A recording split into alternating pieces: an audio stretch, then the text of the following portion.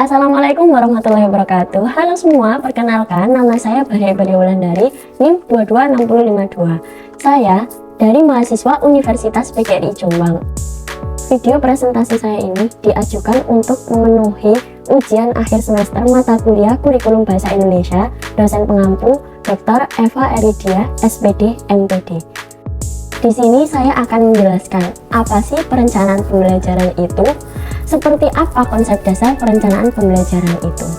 Jadi dari perencanaan pembelajaran itu pengertiannya bisa dibagi menjadi dua, yaitu perencanaan dan pembelajaran.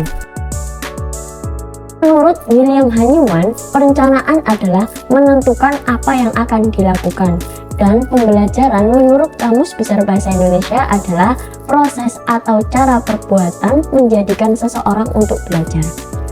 Dari pengertian keduanya, perencanaan dan pembelajaran bisa dijadikan menjadi satu, yaitu perencanaan pembelajaran. Pengertian perencanaan pembelajaran adalah proses menentukan atau menetapkan apa yang harus dilakukan untuk memecahkan masalah dan mencapai tujuan yang telah ditentukan. Jadi, bisa dikatakan ya, perencanaan pembelajaran itu adalah strategi seorang pendidik untuk memecahkan sebuah masalah agar tercapainya sebuah tujuan yang telah ditentukan. Jadi, dari perencanaan pembelajaran ini ada prinsip-prinsipnya ya teman-teman. Prinsip-prinsipnya dibagi menjadi 4. Yang pertama, menetapkan kapan dan bagaimana cara melakukan dalam implementasi pembelajaran. Jadi seorang pendidik harus bisa menentukan apa yang harus dilakukan, kapan dan bagaimana untuk melakukan penerapan pembelajaran itu. Kemudian yang kedua, membatasi sasaran atas dasar tujuan instruksional khusus, yaitu bisa dikatakan seorang pendidik harus bisa menetapkan pelaksanaan kerja ya untuk mencapai hasil yang maksimal melalui proses penentuan target pembelajaran. Jadi seorang pendidik itu bisa menentukan kerjanya kapan dan target yang harus diselesaikan itu kapan. Kemudian yang ketiga, mengumpulkan dan menganalisis informasi yang penting. Jadi dari mengumpulkan dan menganalisis informasi yang penting ini bisa mencapai tujuan pembelajaran seorang pendidik ya. Kemudian yang terakhir, yang keempat, yaitu mempersiapkan rencana dan keputusan kepada pihak yang berkewajiban atau yang berkepentingan ya. Seperti seorang pendidik itu mempersiapkan rencana yang akan dilaksanakan itu apa, kemudian didiskusikan kepada yang bersangkutan, yang berkepentingan. Selanjutnya, manfaat perencanaan pembelajaran. Apa sih manfaat perencanaan pembelajaran? Yang pertama, dapat membuat pembelajaran berlangsung secara sistematis. Sudah jelas ya teman-teman, bahwa kita sebelum melakukan pembelajaran sebaiknya kita merencanakan pembelajaran dulu ya. Membuat perencanaan pembelajaran dulu ya teman-teman, agar pembelajaran kita berjalan secara lancar dan mulus. Dan juga ini tuh bisa mengantisipasi terjadinya masalah yang akan timbul nantinya. Jadi sehingga kita bisa mengerti cara untuk mengatasi masalah yang akan datang nanti. Kemudian yang kedua, dapat menghindarkan kegagalan pembelajaran atau pembelajaran yang lancar bersifat untung-untungan. Jadi contohnya seperti gini, suatu pembelajaran terjadinya keberhasilan pembelajaran itu tadi jangan dikatakan karena untung-untungan. Sebelum pembelajaran kita kan melakukan perencanaan pembelajaran dulu, sehingga keberhasilan tadi itu murni dari perencanaan pembelajaran. Selanjutnya ada manfaat yang terakhir, yaitu sebagai pedoman kegiatan guru dalam mengajar dan pedoman peserta didik dalam kegiatan belajar di dalam kelas. Seperti halnya guru sedang mengajar di dalam kelas, perencanaan pembelajaran itu sebagai pedoman untuk pendidik dan juga untuk peserta didik dalam kegiatan belajar di kelas. Jadi agar pembelajaran berjalan dengan lancar, mudah, dan sukses ya. Dan di sini saya juga akan sedikit menjelaskan apa sih perbedaan dari kurikulum merdeka atau kurikulum baru dengan kurikulum 2013 atau biasa disebut K13 ya teman-teman. Berikut adalah perbedaannya. Yang pertama, perbedaan pada fokus dan pendekatannya. Untuk kurikulum 2013, memang menekankan pada pembelajaran berbasis kompetensi dengan pendekatan saintifik. Dengan tujuan kurikulum 2013 adalah mengembangkan kemampuan peserta didik secara holistik. Kemudian untuk kurikulum Merdeka Belajar yaitu mendorong peserta didik untuk mengambil peran aktif dalam pembelajaran. Jadi untuk kurikulum Merdeka memang berbeda ya dari kurikulum 2013, karena di kurikulum Merdeka peserta didik dianjurkan untuk belajar sesuai dengan potensi masing-masing.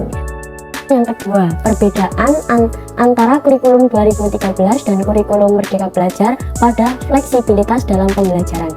Untuk kurikulum 2013, meskipun kurikulumnya mengusung pendekatan saintifik, tetapi kurikulum 2013 masih memiliki batasan dalam struktur dan waktu pembelajaran di sekolah. Jadi, pada waktu guru memberi pelajaran, dari perencanaan pembelajaran itu sudah ada waktu jadwal-jadwal yang ditentukan pada mata pelajaran bahasa Indonesia, matematika, dimulai pada pukul berapa, selesainya pada pukul berapa, ya teman-teman. Kemudian untuk kurikulum Merdeka Belajar yaitu memberikan fleksibilitas yang lebih besar. Peserta didik dapat memilih mata pelajaran atau materi yang ingin dipelajari. Misalnya, mengikuti pembelajaran di luar kelas seperti les atau mengambil kursus daring dari berbagai sumber. Lah itu tadi ya teman-teman, ikut les di aplikasi ataupun yang offline ya.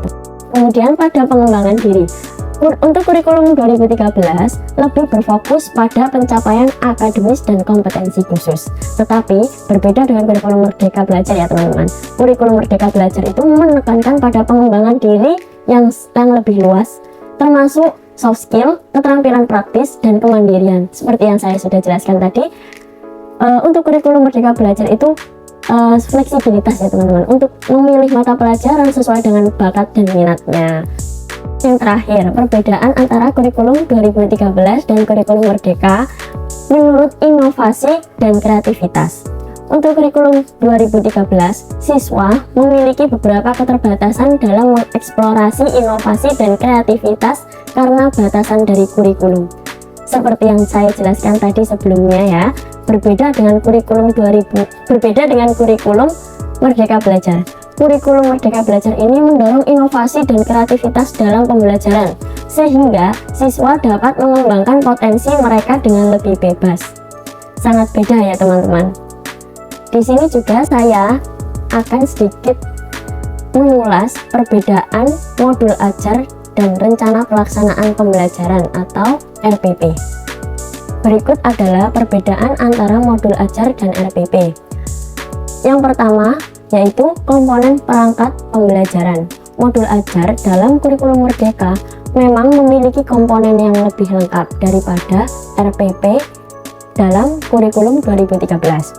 Modul ajar biasanya dirancang berdasarkan alur tujuan pembelajaran atau ATP yang dikembangkan dari capaian pembelajaran yaitu CP.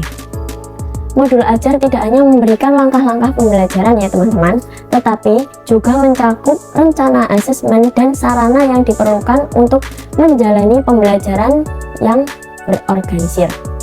Demikian, modul ajar dapat disebut sebagai RPP Plus karena modul ajar bisa dikatakan lebih lengkap atau lebih luas daripada RPP, rencana pelaksanaan pembelajaran.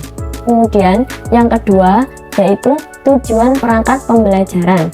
Modul ajar dalam kurikulum Merdeka memiliki tujuan yang lebih luas dibandingkan dengan RPP dalam kurikulum 2013.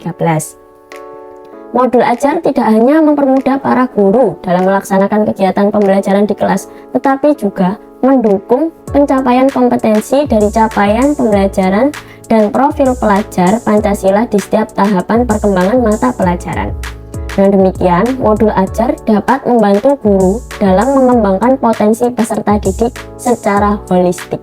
Di sisi lain, RPP dalam kurikulum 2013 hanya bertujuan untuk mengarahkan kegiatan belajar mengajar para siswa agar mencapai kompetensi dasar yang telah ditetapkan.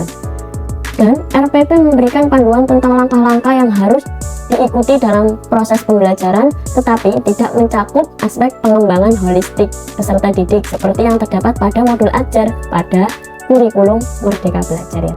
Ya, ini adalah perbedaan yang ketiga, yaitu acuan perangkat pembelajaran.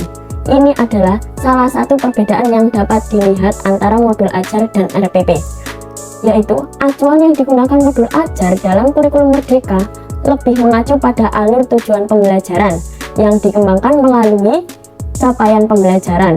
Modul ajar memberikan panduan bagi para guru dalam mencapai tujuan pembelajaran yang telah ditetapkan. Jadi ini adalah perbedaan antara modul ajar dan RPP ya teman-teman. Sekian, terima kasih presentasi dari saya. Jika ada kesalahan, mohon maaf yang sebesar-besarnya. Terima kasih. Wassalamualaikum warahmatullahi wabarakatuh.